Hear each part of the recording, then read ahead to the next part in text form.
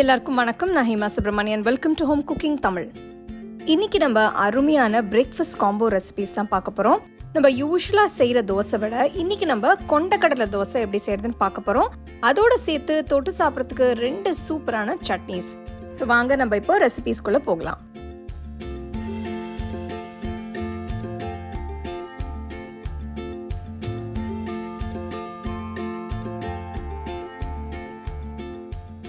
இந்த ரெசிபிக்கு நான் இன்னைக்கு 1 கப் கொண்டக்கடலை எடுத்திருக்கேன்.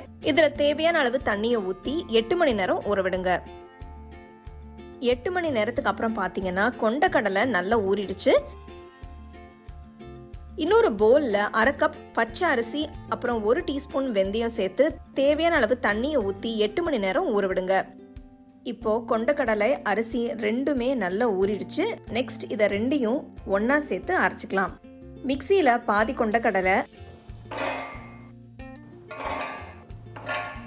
அப்புறம் பாதி ஊற வச்ச அரிசியை போடுங்க.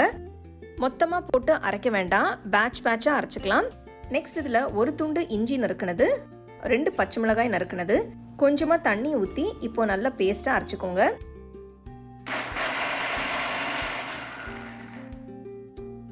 கொஞ்சமா தண்ணி ஊத்தி அரைங்க, அப்பதான் கரெக்டான கன்சிஸ்டன்சி கிடைக்கும்.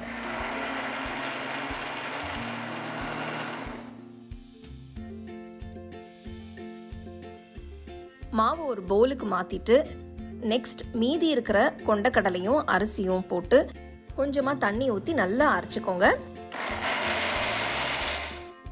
கொண்டக்கடலை வெயிட்டை மேனேஜ் பண்றதுக்கு அப்புறம் டைஜஷனுக்கும் ஹெல்ப் பண்ணும்.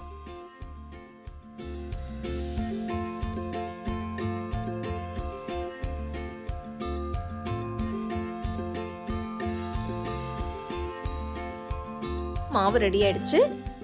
இப்போ இதை மூடி வச்சு 8 இருந்து 12 மணி நேரம் புளிக்க விடலாம். 12 மணி நேரத்துக்கு அப்புறம் பாத்தீங்கன்னா மாவு நல்லா புளிச்சு சூப்பரா ரெடி ஆயிடுச்சு.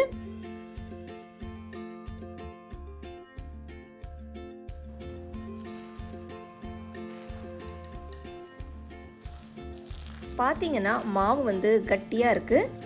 அதனால கொஞ்சமா தண்ணி ஊத்தி கரைச்சுக்கலாம். மாவு ரொம்ப திக்காவும் இருக்கக்கூடாது. கொஞ்சம் தண்ணி ஊற்றி தோசை மாவு பதத்துக்கு கரைச்சிக்கோங்க. நெக்ஸ்ட் இதில் 1 டீஸ்பூன் உப்பு போட்டு 1/2 டீஸ்பூன் ஜீரகம் சேர்த்து மாவை நல்லா மிக்ஸ் பண்ணுங்க. மாவு இப்போ ரெடி ஆயிடுச்சு. நம்ம தோசை பண்ண ஆரம்பிக்கலாம். தோசைக்கல் நல்லா சூடானதும் 1 கரண்டி மாவு எடுத்து ஊற்றி ஈவனாக தேங்க.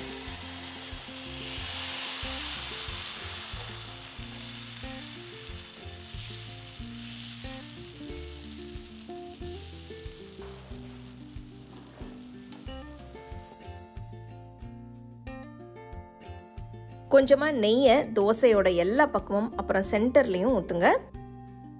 டெய்லி நார்மலா இட்லி தோசை சாப்பிட்றதுக்கு பதிலாக இந்த மாதிரி கொண்டக்கடலை தோசை பண்ணி சாப்பிட்டா ரொம்ப நல்லது. பிரேக்ஃபாஸ்ட்க்கு சாப்பிட்டீங்கன்னா நல்லா எனர்ஜெட்டிக்கா ஃபீல் பண்ணுவீங்க. தோசை ஒரு பக்கம் வெந்ததும் அடுத்த பக்கம் திருப்பி போடுங்க. பாருங்க, தோசை நல்ல கோல்டன் ப்ரௌன் கலர்ல பார்க்கவே சூப்பரா இருக்கு. ரொம்பவே சிம்பிளான ஹெல்த்தியான கொண்டக்கடலை தோசை சூப்பரா ரெடி ஆயிடுச்சு. நீங்க உங்களுக்கு பிடிச்ச சட்னி வச்சு சாப்பிட்டு என்ஜாய் பண்ணுங்க.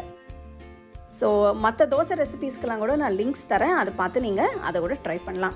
கண்டிப்பா அந்த தோசையை நீங்க ட்ரை பண்ணி எப்படி இருந்ததுன்னு எனக்கு சொல்லுங்க.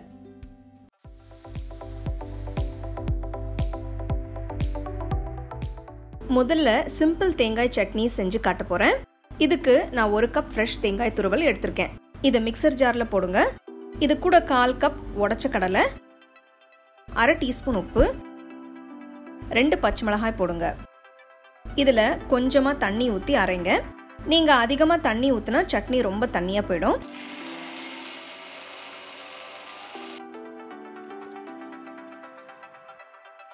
இந்த அளவு கெட்டியா இருந்தா சரியா இருக்கும். மிக்சர் ஜார்ல இருந்து எடுத்து வச்சிருங்க. அடுத்து கொத்தமல்லி புதினா தேங்காய் சட்னி செய்ய போறேன். இதுக்கு மிக்சர் ஜார்ல 1 கப் ஃப்ரெஷ்ஷா துருவின தேங்காய், கொஞ்சம் புதினா இலை, கொஞ்சம் கொத்தமல்லி இலை, 2 பச்சை மிளகாய், 1 துண்டு இஞ்சி, கொஞ்சம் கருவேப்பிலை, 2 சின்ன துண்டு புளி, 1/2 டீஸ்பூன் உப்பு போடுங்க. இதோட கிட்டத்தட்ட 1/4 கப் அளவு தண்ணி ஊற்றி அரைங்க. இதுலேயும் தண்ணி அளவாக ஊற்றுங்க, அப்போ தான் கன்சிஸ்டன்சி கரெக்டாக இருக்கும். இதில் போடுற கொத்தமல்லி புதினா இலை நல்லா ஃப்ரெஷ்ஷாக இருக்கணும், அப்போ தான் உங்களுக்கு இந்த கலர் கிடைக்கும். கொத்தமல்லி புதினா தேங்காய் சட்னி இப்போ ரெடி. அடுத்து நான் 2 சட்னிக்கும் சேர்த்து தாளிப்பு செய்ய போகிறேன். தாளிப்பு கரண்டியில் 1 டேபிள் ஸ்பூன் எண்ணெயை ஊற்றி 1 டீஸ்பூன் உளுந்தம்பருப்பு, 1/2 டீஸ்பூன் கடுகு, 1/2 டீஸ்பூன் சீரகம், 2 காஞ்ச மிளகாய், 1 சிட்டிகை பெருங்காயத்தூள் சேர்க்கிறேன். கடுகு வெடிக்க ஆரம்பிச்சதும் அடுப்பை ஆஃப் பண்ணிட்டு கொஞ்சம் கருவேப்பிலை போடுங்க. தாளிச்ச பொருட்களை 2 சட்னி மேலேயும் போடுங்க. 2 விதமான சட்னி இப்போ ரெடி. உங்களுக்கு பிடிச்ச ஸ்நாக்ஸ் டிஃபனோட இதை சர்வ் பண்ணுங்க.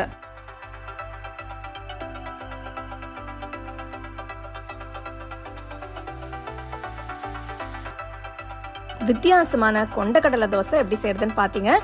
ஸோ இதோட உங்களுக்கு பிடிச்ச சட்னியை நீங்கள் ட்ரை பண்ணி எப்படி இருந்ததுன்னு எனக்கு சொல்லுங்கள். உங்களுக்கு இந்த ரெசிபி பிடிச்சிருந்தா லைக் பண்ணி ஷேர் பண்ணி ஹோம் குக்கிங் தமிழ் சேனலுக்கு சப்ஸ்கிரைப் பண்ணுங்கள். மறக்காமல் பெல் ஐக்கானை கிளிக் பண்ணுங்கள்.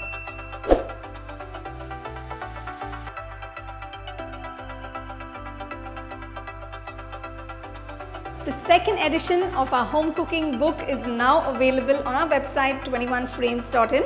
I'll give you the link in the description. You can go and check it out. The book is currently available only in India for now, so you can place your orders on 21frames.in.